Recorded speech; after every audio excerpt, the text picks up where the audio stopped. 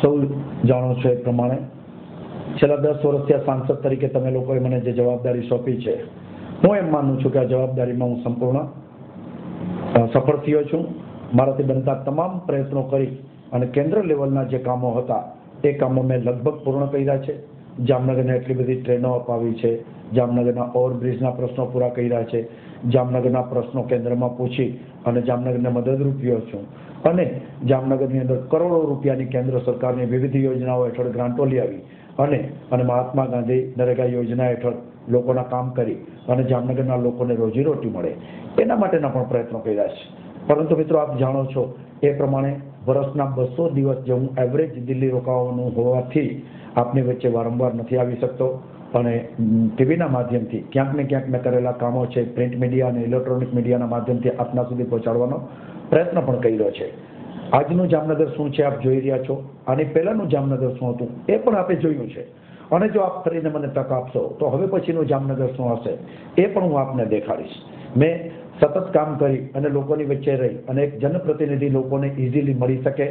તમે જ્યારે પણ ફોન કરો ત્યારે હું ફોન ઉપાડીને આપને જવાબ આપી શકું, આપ મિસ કોલ પણ કરો તો પણ હું આપને પાછો જવાબ આપી શકું. એટલું નમ્રતા પણ મેં મારામાં રાખી અને તમને મદદ કરવાનો પ્રયત્ન કર્યો છે અને ભવિષ્યમાં પણ જો તમે મને તક દેશો તો ચોક્કસ હું એમ માનું છું કે એ તમારી ભૂલ નહીં હોય, એ તમારી સમજ શક્તિ હશે.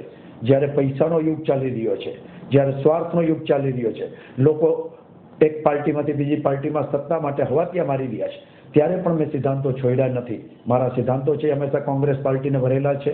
કોંગ્રેસ પાર્ટી ગરીબ માણસોની સાથે છે, ગરીબ માણસોના કામ કરે છે, એટલે હું કોંગ્રેસ પાર્ટીની અંદર ટકી રહ્યો છું.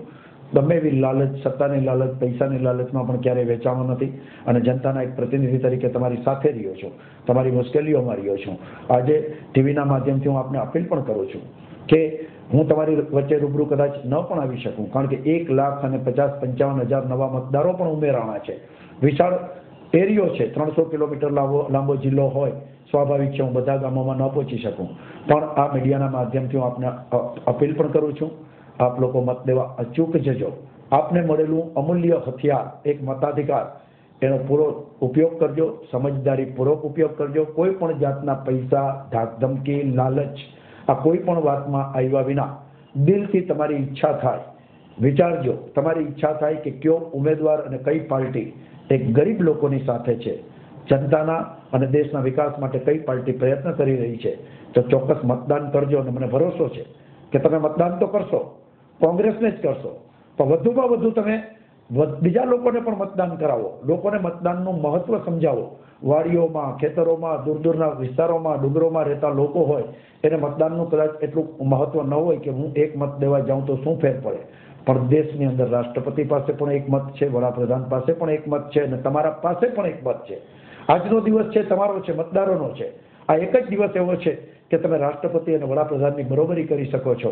આવો અમૂલ્ય મત દેવા માટે તમે પણ જજો, લોકોને પણ સમજાવજો અને મને ભરોસો છે કે ચોક્કસ 30 એપ્રિલે જ્યારે મતદાન હોય ત્યારે તમે મતદાન કરવા જશો અને પંજાના નિશાન ઉપર વિક્રમ માડમ એટલે હું પોતે મને મતદાન કરી અને ફરીથી એક વખત તમારું પ્રતિનિધિત્વ કરવા માટેની તક આપશો. અને જો આ તક આપશો તો દિલ્હીની અંદર તમારા પ્રતિનિધિ તરીકે બેઠો હોઈશ, ગૌરવથી તમે કહી શકશો કે અમારો ઉમેદવાર છે એ જનતાની વચ્ચે રહે છે, જનતાના કામ કરે છે અને એ સતત જાગૃત છે, એટલી હું તમને ખાતરી આપી શકું છું. એનાથી વિશેષ કોઈ ખાતરી નથી આપી શકતો. ચોક્કસ મારામાં મૂકેલો વિશ્વાસ મેં સાર્થક કર્યો છે અને ભવિષ્યમાં પણ મારામાં જો વિશ્વાસ મૂકશો તો એ સાર્થક થશે. જય હિન્દ.